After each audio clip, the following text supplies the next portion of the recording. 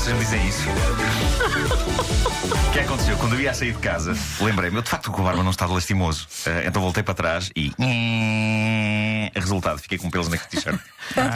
Eu olho para a t-shirt do Marco Lugar de repente e vi pelos por todo o lado. Uma nova decoração, não é? Sim, uma t-shirt muito viril. Exato. Sim. Bom, mas obrigado. Desculpa. Espera, já não tenho para não. Não, está Não, impecável. Eram muitos ou não? Ainda são muitos. Continua. Bom, temos hoje uma das canções mais históricas da década de 80, em parte por causa do videoclipe, porque nunca ninguém tinha visto nada como aquilo. Eu lembro-me de ter ficado tão impressionado que eu lembro-me de ter sonhado com aquilo. Eu sonhei que o mundo era feito de figuras quadradas cheias de arestas e de ângulos retos, como no teledisco de Money for Nothing dos Dire Straits. Mítico. Faixa número 2 do Brothers in Arms, a seguir ao So Far Away. Um disco que quase todo era singles. Sim, quase grande todo. disco. O disco da capa azul clara, Com a guitarra no céu. com a guitarra prateada. Eu conheço esta música já do álbum seguinte, que é um best-of chamado Money for Nothing. Exato. Que a capa era o Mark Knopfler com a fita. Em neon. É neon. Isto é a voz do Sting, não é? É, sim, senhor. Porque o verso I want my MTV. Tudo isto tem uma explicação. Quando Eu dizer, sofrei. I want my Galavision. Em termos de métrica, Saudades. ficava melhor a Não MTV. é? Saudades da Galavision. É pá, que Saudades. programas tão maravilhosos. É verdade. Bom, eu fiquei instantaneamente fã dos bonecos do videoclipe. Lembram-se? Era um baixote Lembro gordo perfeitamente. e era um indivíduo fininho com ar de funcionários de uma empresa de mudanças. Eles eram os protagonistas de um videoclipe que basicamente abriu as portas a toda a animação digital que se fez depois. Está ali a pré-história de coisas como os filmes da Pixar. E este foi um dos vários singles de um dos álbuns mais bem-sucedidos de sempre. Lá está, Brothers in Arms. Saiu em 1985.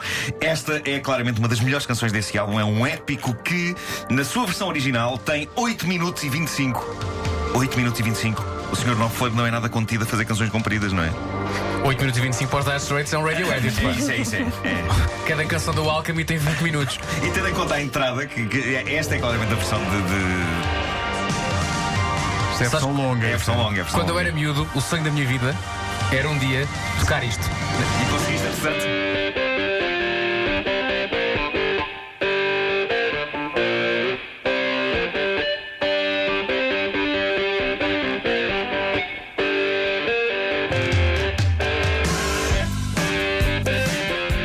A versão do single concentra tudo em práticos 4 minutos e pouco e torna mais eficaz aquilo que Money for Nothing é, que é uma caricatura perfeita da imagem que algumas pessoas têm dos artistas.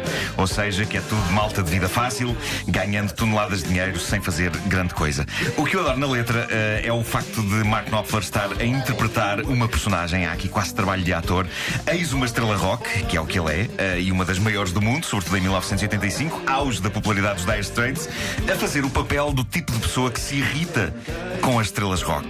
E sabem o que é que ele estava aqui a inventar, o Mark Knopfler? O quê? Estava a inventar os comentários das redes sociais.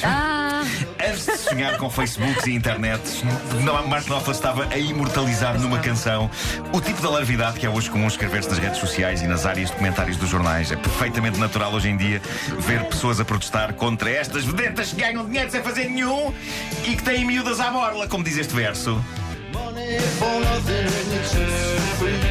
Isto é uma magnífica sátira ao preconceito e tem um dos melhores refrões. Eu agora digo sempre refrões, não é refrões, atenção, foi Bruno Nogueira que me ensinou.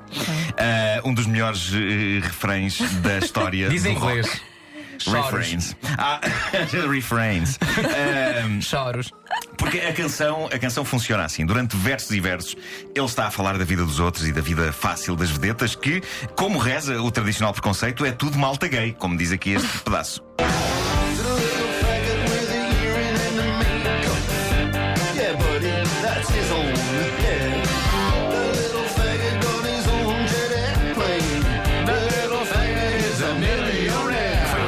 Que provocou sarilho, não é? Foi. Dizias tu. O Little Faggot.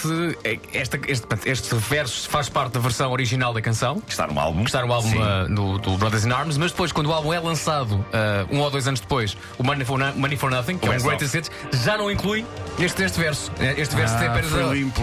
Foi limpo. Portanto, tens apenas a voltinha instrumental, mas sem letra. Sim. Aquilo deu polémica na altura, porque houve quem acusasse Mark Knopfler de homofobia sem perceber que essa parte da letra era precisamente acusar temas homofóbicos. Era ironia. Era ironia, mas a ironia às vezes passa por cima das pessoas, assim tipo. E ele teve de explicar aquilo que é bastante óbvio, que ele aqui não é o Mark Knopfler, mas sim uma personagem ignorante e cheia de preconceitos. O refrão é a triste sina do pessoal que não é vedeta e que tem de carregar e instalar eletrodomésticos. Vamos ouvir. O quê? É isso.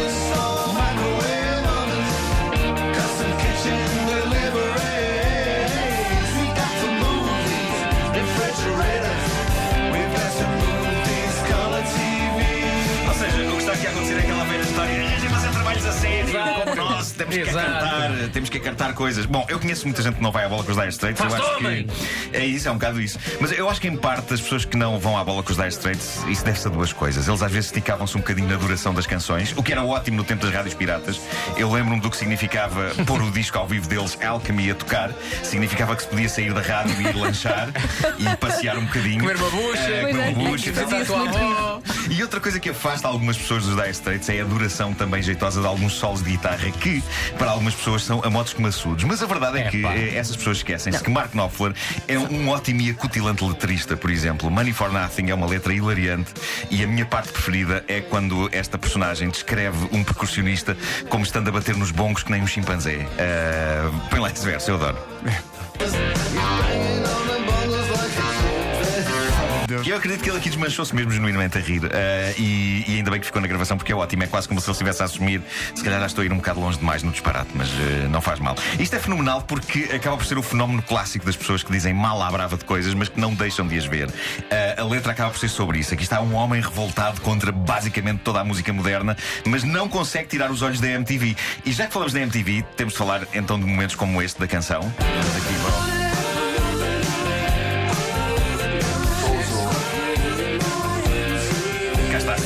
Sting, a voz de Sting, artista convidado e um dos mais emblemáticos da primeira era da MTV, abre a canção e vai-se fazendo ouvir pela música fora, fazendo alguns dos coros mais personalizados de sempre. É daquelas segundas vozes que não podiam ser feitas por outra pessoa. É Sting a aparecer lá por trás que nem um emplastro, só que um emplastro incrivelmente harmonioso.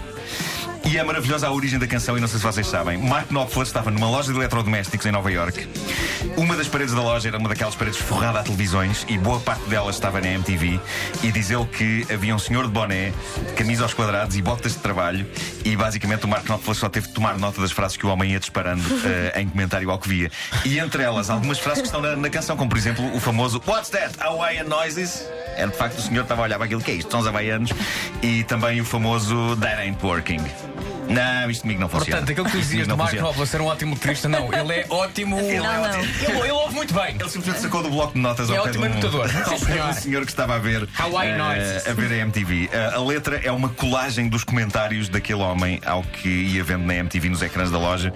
O homem provavelmente nunca imaginou que seria a musa inspiradora de uma das mais míticas canções de rock dos anos 80 e também a musa inspiradora da personagem gordinha do vídeo, que supostamente foi feita com base nesse tipo que o Mark Knopfler encontrou na loja de eletrodomésticos.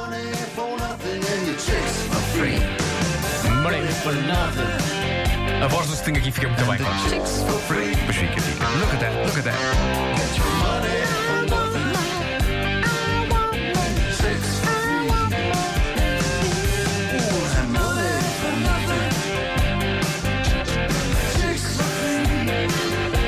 É um álbum de toda uma geração, o álbum Brothers in Arms. E tinha músicas para todos os propósitos. Tinha uma balada chamada Why Worry, que eu pensava assim, é com esta que eu vou engatar uma miúda. Não aconteceu.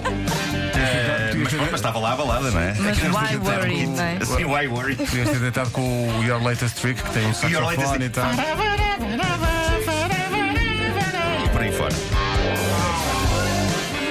Portanto, no álbum Money for Nothing, antes desta tal Telegraph Road, a versão ao vivo do álbum Alchemy, tem 18 minutos. Depois, há o Money for Nothing e acaba com o Brothers in Arms. Ou seja, os concertos dos Dire Straits ou bem que eram muito grandes ou então se cantavam muito poucas canções. Porque bem, com meia dúzia de canções estava feito, não é? Isto era So Far Away, Money for Nothing. Havia uma outra canção muito longa dos Dire Straits que eu gostava, que era o Private Investigation. É tão boa essa canção. Eu lembro dela. Aliás, a guitarra dessa canção, a dada altura, acho que foi usada no anúncio do whisky. Foi, talvez. Talvez. Havia o Walk of Life. Lembram-se do Walk Claro of que Life? sim. O disco era muito variado. O Walk of Life é uma música de bailarico. Pois é. E depois tinha músicas de bailarico, tinha baladas.